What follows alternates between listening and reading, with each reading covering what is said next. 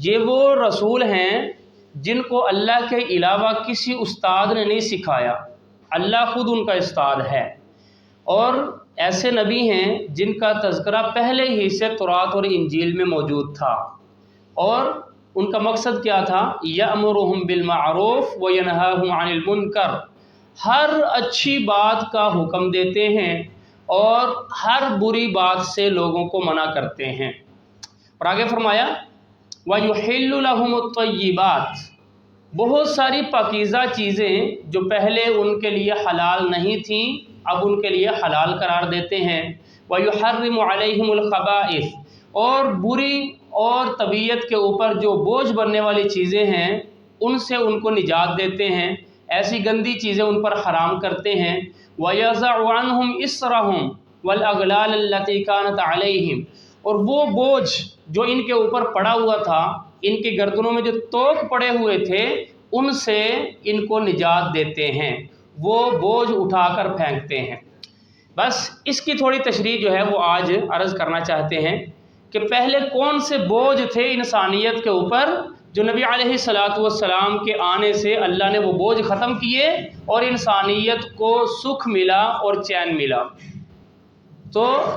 علماء نے لکھا ہے کان الاسر علی بنی اسرائیل، بنی اسرائیل پر یہ جو بوجھ ہیں وہ 10 چیزوں میں تھے، 10 چیزیں گنوائی ہیں، 10 طرح کا پہلی قوموں کے اوپر سختیاں اور بوجھ تھے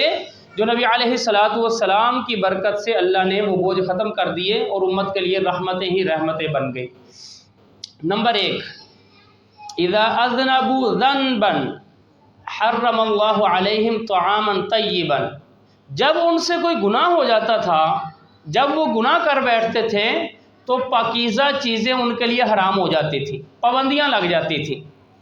جیسے قرآن مجید میں فرمایا فَبِظُلْمٍ مِّنَ الَّذِينَ هَادُوا حَرَّمْنَا عَلَيْهِمْ طَيِّبَاتٍ أُحِلَّتْ لَهُمْ، یہودیوں کے ظلم کی وجہ سے ہم نے بہت ساری پاکیزہ چیزیں ان پر حرام کر دی تھی جو پہلے ان کے لیے حلال تھیں۔ تو یہ گناہوں کی وجہ سے چیزیں حرام ہو جاتی تھیں، یہ اب نہیں کھا سکتے تم، یہ استعمال نہیں کر سکتے، اس طرح یہ گناہ کا فوراً عذاب اور فوری سزا ان کو دی جاتی تھی۔ اور نمبر 2 پہ فرمایا کان علیہم 50 صلاۃ، بنی اسرائیل پر 50 نمازیں فرض تھیں، دن کے اندر ان کو 50 نمازیں پڑھنی پڑتی تھیں۔ جیسے معراج والی حدیث میں بھی ہے کہ نبی علیہ السلام جب اللہ کی طرف سے 50 نمازیں لے کر آئے، راستے میں موسیٰ علیہ السلام ملے، کہا کہ بھائی اللہ سے واپس جاؤ، ملاقات کرو، کم کرواؤ، میں نے بھی اپنی امت کو اس طرح آزمایا ہے لیکن وہ کوئی اس طرح پڑھنے والے نہیں ہیں، لہٰذا آپ امت کے لیے آسانی کرنے کے لیے اللہ کے پاس دوبارہ جائیں اور اللہ سے کم کروا کر آئیں۔ تو بنی اسرائیل 50 نمازیں تھیں، اللہ نے ہماری امت کے لیے صرف 5 نمازیں رکھیں، اور وہ بھی فرمایا کہ جو بندہ 5 پڑھے گا اس کو ثواب 50 کا ہی ملے گا۔ یہ اللہ نے آپ صلی اللہ علیہ وسلم کی وجہ سے یہ بھی آسانی فرما دی۔ اور نمبر 3 میں فرمایا کہ علیہم الزکوٰۃ ربع المال، ان کو جو زکوٰۃ ادا کرنی پڑتی تھی مال کا چوتھا حصہ، ہم تو 40واں حصہ کرتے ہیں، 2.5% کرتے ہیں، ان کو 25% کرنا پڑتا تھا، 1 لاکھ میں سے 25,000 دے کر پھر زکوٰۃ ادا ہوتی تھی۔ ہم تو 1 لاکھ میں سے 2,500 دے دیں، 2,500 دے دیں تو ہماری زکوٰۃ ادا ہو جاتی ہے، لیکن وہ ان کو 25,000 ادا کرنا پڑتا تھا، پورے مال کا چوتھا حصہ زکوٰۃ ان کو دینی پڑتی تھی۔ تو ہمارے لیے اللہ نے آسانی فرما دی کہ آپ 40واں حصہ 2.5% ہی آپ ادا کر دیں گے، آپ کو اللہ تعالیٰ پورا ثواب عطا فرما دے۔ اور نمبر 4 میں فرمایا کہ لا یطہرہم غیر الماء، جب بے وضو ہو جاتے تھے، جب کوئی گندگی لگ جاتی تھی، جب کوئی غسل کی ضرورت پڑ جاتی تھی تو ان کے لیے صرف یہ تھا کہ بھائی پانی ملے گا تب ہی تم پاک ہوگے، ورنہ پاکی کا کوئی راستہ نہیں ہے۔ اللہ نے اس امت کے لیے کتنی آسانی کی، صحابہ کرام پریشان ہوئے، نماز کا ٹائم جا رہا ہے، پانی مل نہیں رہا، کیا کریں؟ اللہ نے آیت نازل فرما دی فَتَيَمَّمُوا صَعِيدًا طَيِّبًا فَلَمْ تَجِدُوا مَاءً فَتَيَمَّمُوا صَعِيدًا طَيِّبًا، اگر بیمار ہو پانی استعمال نہیں کر سکتے، اگر غسل کی ضرورت ہو، اگر تمہیں وضو کی ضرورت ہو، پانی نہ مل رہا ہو تو پاک مٹی کے اوپر ہاتھ ماریں، چہرے پر ملیں، بازوؤں پر ملیں، تم پاک ہو جاؤ گے، نماز بھی پڑھ سکتے ہو اور قرآن بھی پڑھ سکتے ہو، سارے کام کر سکتے ہو، اب اللہ کے نزدیک تم پاک لکھے جاتے ہو۔ تو یہ اللہ نے کتنی آسانی فرما دی کہ جہاں پانی نہ ملے وہاں آپ مٹی استعمال کر لو، آپ پاک اور صاف ہو جائیں گے۔ اور 5 نمبر پہ فرمایا ان یصلوا فی المساجد، ان کے لیے حکم تھا کہ بھائی آپ کی نماز صرف عبادت گاہ میں، مسجد میں ہی آپ پڑھ سکتے ہیں، گھر میں، بازار میں، کھلی جگہ پر کہیں آپ نماز ادا نہیں کر سکتے، جس کو نماز پڑھنی ہے مسجد میں آئے۔ تو اللہ تعالیٰ نے اس امت کے لیے آسانی فرما دی، من حیث خرجت فول وجہک شطر المسجد الحرام، اے میرے نبی جہاں بھی آپ چلے جائیں بس مسجد کی طرف، بیت اللہ کی طرف منہ ہونا چاہیے، جہاں بھی آپ پڑھیں گے اللہ قبول فرما دے گا۔ وحیث کنتم فولوا وجوہکم شطرا، اور امت کو بھی کہا کہ جہاں بھی چلے جاؤ اس کی طرف بس نماز پڑھنا، اللہ قبول فرما لے گا۔ اور نبی علیہ السلام نے فرمایا جعلت لی الارض مسجدا وطہورا، اللہ نے زمین کو، مٹی کو میرے لیے سجدہ گاہ بنا دیا ہے، پوری زمین سجدہ گاہ بنا دی ہے، جہاں مرضی آپ سجدہ کر سکتے ہیں، نماز پڑھ سکتے ہیں۔ وطہورا، اور پاکی کا ذریعہ بنا دیا ہے، اب پانی کے علاوہ مٹی کے ذریعے بھی تم پاکی حاصل کر سکتے ہو۔ تو یہ اللہ نے آسانیاں فرما دی۔ اور نمبر 6 پہ فرمایا کہ جب روزوں کی حالت ہوتی تھی، روزوں کا مہینہ ہوتا تھا، تو ان کے لیے کچھ پابندیاں تھیں۔ جب رات کو گھر آنا ہے، جب آنکھ لگ گئی اس کے بعد اگلے دن کا روزہ سٹارٹ ہو جاتا ہے۔ ہمارا تو سحری کے ٹائم اگلے دن کا شروع ہوتا ہے، جب سحری ختم ہو گئی، اذانیں ہو گئیں اور صبح صادق طلوع ہو گئی، اس وقت ہمارا روزہ شروع ہوتا ہے۔ ان کا کیا تھا کہ رات کو جب بھی آنکھ لگ گئی، آنکھ لگنے کے بعد تمہارا روزہ شروع ہے۔ تو یہ واقعہ لکھا ہے بخاری شریف میں، حضرت قیس ابن صرمہ رضی اللہ عنہ صحابی رسول تھے، روزہ رکھا، سارا دن کام کرتے رہے، محنت مزدوری کی، تھکے ہوئے گھر آئے، گھر آ کے بیوی سے پوچھا عندک شیء، بھائی کھانے کو کچھ ہے؟ انہوں نے کہا کہ کھانے کو تو کچھ نہیں، آپ ذرا بیٹھیں، میں ہمسایوں سے کچھ لے کر آتی۔ وہ لینے کے لیے چلی گئی، پیچھے تھکے ہوئے تھے، ٹیک لگی اور ساتھ ہی نیند آ گئی، آنکھ لگ گئی۔ وہ کچھ لے کر آئیں، آ کر دیکھا ہو یہ تو سو گئے ہیں، تو بڑا جو ہے وہ حیرانی کا اظہار کیا اور بڑے افسوس کا کہ آپ سو گئے ہیں اور اگلا روزہ شروع ہو گیا ہے، یعنی نیند کے بعد اگلا روزہ شروع ہو گیا، ابھی پچھلا روزہ افطار نہیں کیا، کچھ کھایا پیا نہیں، نیند کے بعد اگلا روزہ شروع ہو گیا۔ اب انہوں نے کچھ کھایا پیا نہیں، ساری رات بھی ویسے رہے کھانے پینے کے بغیر، اور دن بھی ویسے ہی روزہ شروع ہو گیا، اور دن کے وقت جب کام کاج میں لگے ہوئے تھے تو غشی علیہ، پچھلے دن کی بھی بھوک، رات کی بھی بھوک، اور نیا روزہ بھی شروع ہے اور محنت مزدوری بھی چل رہی ہے، تو اتنا بے بس ہو گئے، بے ہوش ہو کر گر گئے۔ اس پر اللہ تعالیٰ نے یہ آیتیں نازل فرما دی، کلوا واشربوا حتی یتبین لکم الخیط الابیض من الخیط الابیض من الخیط الاسود، کہ جب تک صبح صادق طلوع نہ ہو جائے پوری رات تم کھا پی سکتے ہو، چاہے سو رہے ہو یا اٹھ رہے ہو، تمہارے لیے اللہ نے آسانی فرما دی۔ اسی طرح جب سو کر اٹھے اگلا روزہ شروع ہو گیا، اب بیوی کے قریب نہیں جا سکتے کیونکہ روزہ شروع ہو چکا ہے، اب بیوی کے ساتھ ہم بستر نہیں ہو سکتے۔ حضرت عمر رضی اللہ عنہ کے ساتھ یہ واقعہ پیش آیا کہ آپ گھر میں بیٹھے ہوئے ہیں، ٹیک لگی، تھوڑی سی نیند آ گئی اور اٹھے اور ارادہ بنا گھر والوں کے پاس جائیں، تو گھر والوں نے کہا کہ آپ تو سو گئے تھے، اگلا روزہ شروع ہو گیا، اب تو آپ میرے پاس نہیں آ سکتے۔ تو بڑے پریشان ہوئے اور تعلق قائم ہوا، لیکن بڑے پریشان تھے، نبی علیہ السلام کے پاس پہنچے اور کہا اللہ کے رسول یہ رات مجھ سے ظلم ہو گیا ہے، میں تو سو گیا اور سونے کے بعد میں نے پھر گھر والوں کے ساتھ یہ معاملہ کر لیا۔ تو یہ تو بڑے افسوس والی بات ہے، بڑا جو ہے وہ اللہ سے ڈر محسوس ہو رہا ہے۔ تو اس پر اللہ تعالیٰ نے آیت نازل فرما دی، وَحِلَّ لَكُمْ لَيْلَةَ الصِّيَامِ الرَّفَثُ إِلَىٰ نِسَائِكُمْ، کہ رمضان کی راتوں میں پوری رات تم اپنے گھر والوں کے پاس جس وقت چاہے جا سکتے ہو۔ اللہ نے یہ بھی آسانی فرما دی کہ یعنی تمہارے اوپر لازم نہیں ہے کہ سونے کے بعد تمہارا روزہ شروع ہو گیا ہے اب تم گھر والوں کے پاس نہیں جا سکتے، یہ اللہ نے آسانی فرما دی۔ اور اس کے بعد فرمایا قبول صدقاتہم بالنار، ہم تو کیا کرتے ہیں صدقہ دینا ہے، کسی غریب کو دے دو، مسکین کے دے دو، رشتہ دار کو دے دو، کسی کے کام آ جاتا ہے۔ ان کا صدقہ کب قبول ہوتا تھا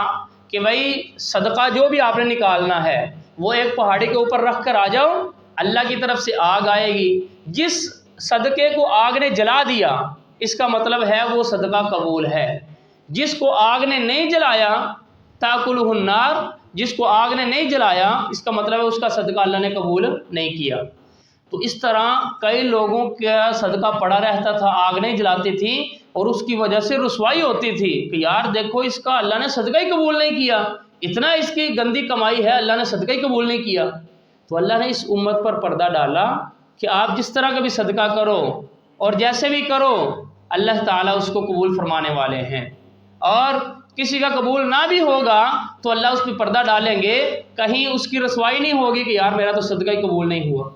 تو یہ اللہ تعالیٰ نے آپ صلی اللہ علیہ وسلم کی وجہ سے امت پر رحمت فرمائی۔ اور نمبر 9 میں فرمایا کانت حسناتہم واحدۃ بواحدہ، ان کے اندر اللہ کا اصول تھا کہ جو ایک نیکی کرے گا اس کی ایک لکھی جائے۔ اور اس امت کے لیے اللہ نے کیا فرمایا، من جاء بالحسنۃ فلہ عشر امثالھا، جو بندہ ایک نیکی کرے گا کم از کم 10 کے برابر اللہ اس کا ثواب لکھے۔ اور اس سے بھی آگے بڑھ کے فرمایا کمثل حبۃ انبتت 7 سنابل فی کل سنبلۃ 100 حبہ، جیسے ایک دانہ ڈالتے ہیں اور ایک دانے سے وہ پودا نکلتا ہے، 7 بالیں نکلتی ہیں اور ہر خوشے کے اندر اس کے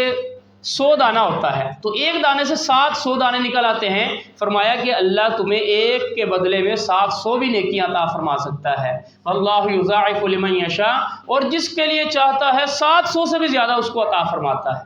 تو اس امت کے لیے آپ صلی اللہ علیہ وسلم کی برکت سے، آپ کے رحمت للعالمین ہونے کی وجہ سے اللہ نے یہ بھی آسانی فرما دی۔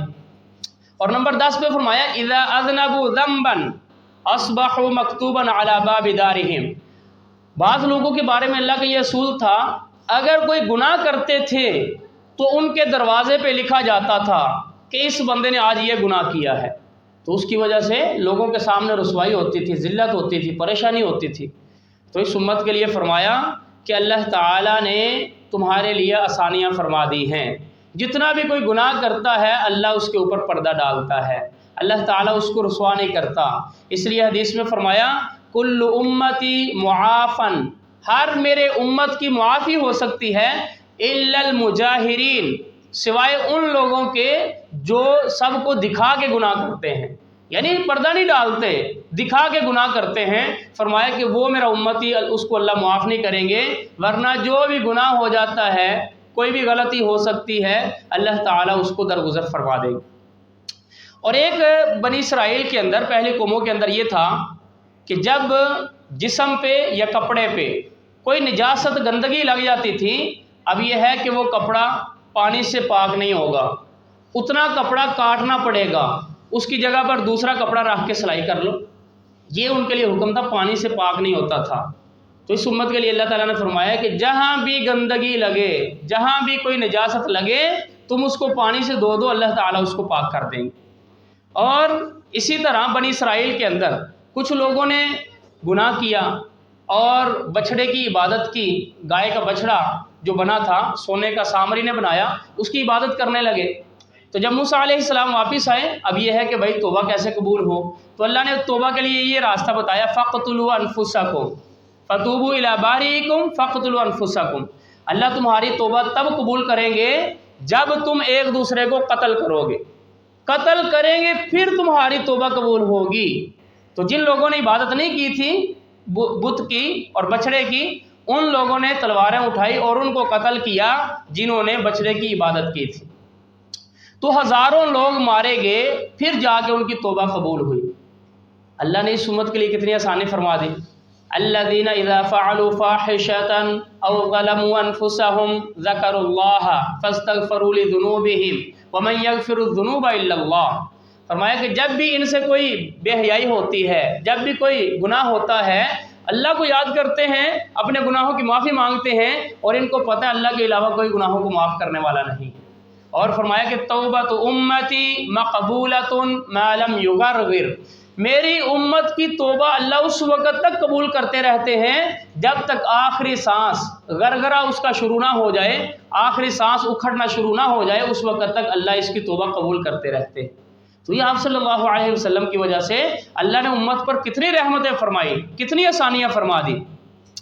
آخری بات فرمایا کہ پچھلی امتوں کے اندر اللہ تعالیٰ نے ان کے گناہوں کی وجہ سے کئی عذاب بھیجے،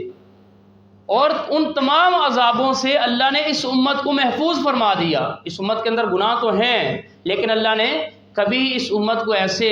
عذاب میں مبتلا نہیں فرمایا۔ فرمایا کہ پہلی قوموں کے اندر الخسف، کئی لوگوں کو اللہ تعالیٰ نے پورے کے پورا گھر سمیت زمین کے اندر دنسا دیا، پتہ ہی نہیں ہے ان کا، کوئی منہ دیکھنے والا ہی نہیں ان کا۔ قارون کا واقعہ لکھا ہے فَخَسَفْنَا بِهِ وَبِدَارِهِ الْأَرْضِ، جب تکبر میں باہر نکلا اور کہنے لگا میرے جیسا مالدار کون ہے، اور انما اوتیتہ علی علم عندی، غریبوں کا کہاں حق بنتا ہے، میں نے اپنے ہنر سے یہ پیسہ کمایا، اپنے علم سے کمایا میں نے۔ تو ایسے جب تکبرانہ لہجہ اس نے اختیار کیا تو اللہ فرماتے ہیں فَخَسَفْنَا بِهِ وَبِدَارِهِ الْأَرْضِ، وہ خزانوں کا بھرا ہوا گھر اور اس کو ہم نے دونوں کو زمین کے اندر دنسا دیا، کسی کو پتہ ہی نہیں کہاں گیا، زمین کھا گئی اس کو۔ اور فرمایا کہ المسخ، پہلی قوموں کے اندر مسخ، اللہ تعالیٰ نے شکلیں تبدیل کر دیں۔ وَجَعَلَ مِنْهُمُ الْقِرَدَةَ وَالْخَنَازِيرَ، اللہ نے کہا تھا ہفتے والے دن مچھلیاں نہیں پکڑنی، انہوں نے ہیلے بہانے کیے اور مچھلیاں پکڑنے کے لیے کئی راستے اختیار کیے، اللہ کی نافرمانی کی۔ اللہ تعالیٰ نے راتوں رات ان کو ان کی شکلیں انسانوں سے ہٹا کر بندروں والی بنا دی، خنزیروں والی ان کی شکلیں بنا دی۔ ہماری امت میں اللہ تعالیٰ نے نبی علیہ الصلوۃ والسلام کی دعا کی برکت سے کتنے گناہ ہوتے ہیں، لیکن آج تک اللہ تعالیٰ نے کسی کی شکل کو چینج نہیں کیا۔ اور فرمایا کہ القذف، پہلی امتوں کے اندر ایسی قومیں آئی ہیں جن پر اللہ نے پتھروں کی بارش کی۔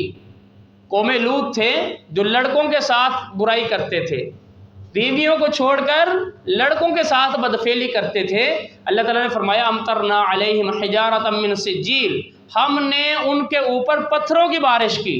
ایک ایک بندے کے اوپر اللہ تعالیٰ کی طرف سے پتھر آ کر گرتے تھے اور وہ ہلاک ہو جاتا تھا۔ اللہ نے اس امت کو اس سے محفوظ رکھا۔ اور پہلی امتوں میں الغرق، کہ کئی قومیں غرق ہو گئی، نوح علیہ الصلوۃ والسلام کی پوری قوم، لاکھوں لوگ وہ غرق ہوئے اور عذاب میں مبتلا ہوئے۔ اسی طرح فرعون اور فرعونیوں کا لشکر وہ غرق کے اندر مبتلا ہوئے۔ اللہ تعالیٰ نے اس امت کے اندر جو کافر بھی ہیں، جو اس امت کے گناہ گار بھی ہیں، اللہ تعالیٰ نے ایسے عذاب سے ان کو بچایا ہے جس سے پوری قوم ہلاک ہو جائے۔ تھوڑی کہیں نہ کہیں اللہ تعالیٰ وہ نصیحت دلانے کے لیے تھوڑا تھوڑا عذاب بھیجتے رہتے ہیں تاکہ عقل ٹھکانے آ جائے اور اپنے رب کو پہچان جائیں اور اپنے رب کی طرف توبہ کر لیں۔ لیکن کہیں ایسا عذاب اللہ نہیں بھیجتے جس سے پوری کی پوری قوم تباہ ہو جائے، پوری دنیا جو ہے وہ ختم ہو جائے۔ اسی طرح فرمایا کہ حاصباً، کئی قوموں پر اللہ تعالیٰ ایسی تیز آندھی اور طوفان بھیجتے تھے، وہ ایسی طوفان والی آندھی ہوتی تھی، گھروں سے بندوں کو نکال کے ہوا کے اندر اڑاتی تھی اور ایک دوسرے کے ساتھ سر لگتے تھے اور وہ مر کر نیچے گرتے تھے۔ تو اللہ تعالیٰ نے اس سے بھی اس امت کو محفوظ رکھا۔ اور الصیحہ، بعض قومیں ان پر اللہ نے یہ عذاب نازل کیا ان کے گناہوں کی وجہ سے کہ منہم من اخذتہ الصیحہ، فرشتے نے چیخ ماری اور اتنی زوردار چیخ تھی جس کی وجہ سے ان کے کلیجے پھٹے اور ہمیشہ کے لیے تباہ و برباد ہو گئے۔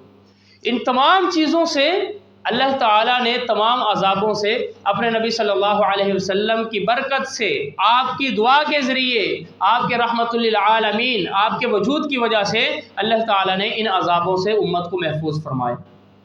تو یہ فرمایا کہ وَمَا أَرْسَلْنَاكَ إِلَّا رَحْمَةً لِلْعَالَمِينَ، اے میرے نبی صلی اللہ علیہ وسلم، ہم نے آپ کو سارے جہانوں کے لیے رحمت بنا کر بھیجا ہے، سب کے لیے شفقت بنا کر بھیجا ہے، اپنی مہربانی کرنے کا، اپنی رحمت ان پر نچھاور کرنے کا سبب بنا کر آپ کو ہم نے دنیا والوں کے پاس بھیجا ہے۔ اللہ تعالی ہمیں اپنے نبی صلی اللہ علیہ وسلم کی رحمت، آپ کے احسانات کو سامنے رکھ کر آپ پر زیادہ سے زیادہ درود شریف پڑھنے کی توفیق عطا فرمائے اور آخری دم تک آپ کی سنتوں پر چلنے والا بنا دے۔ وآخر دعوانا الحمدللہ رب العالمین۔